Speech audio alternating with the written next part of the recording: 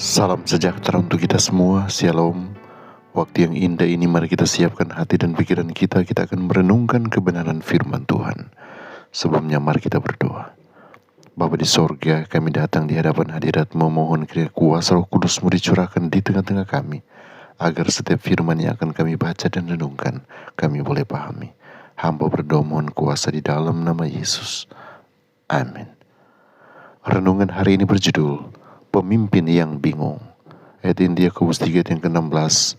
Sebab di mana ada iri hati dan mementingkan diri sendiri, di situ ada kekacauan dan segala macam perbuatan jahat. Kebingungan. Kata itu dapat menggambarkan keadaan pikiran Ketua General Conference George E. Butler pada malam menjelang sidang General Conference tahun 1888.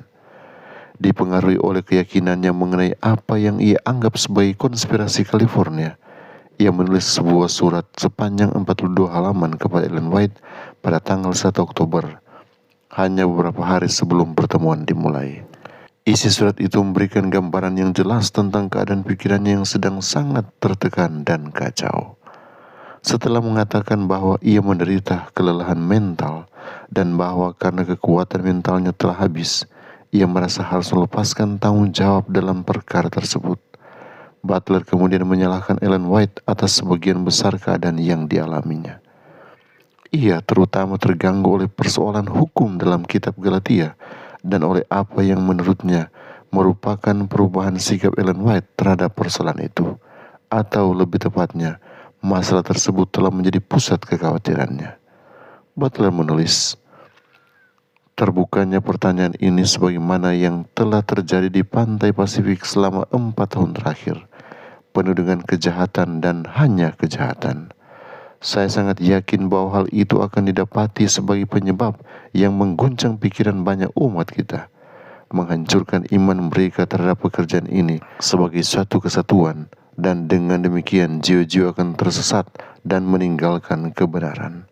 Hal itu akan membuka pintu lebar-lebar bagi inovasi-inovasi lain untuk masuk dan menghancurkan pendirian iman kita yang lama.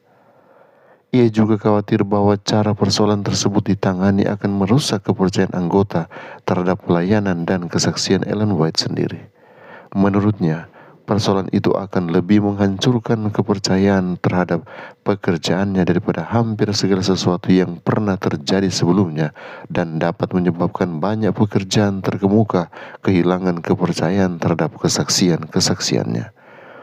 Butler kemudian menyalahkan W.C. White atas sebagian besar persoalan itu dan berpendapat bahwa Jones dan Wagoner seharusnya ditegur di depan umum.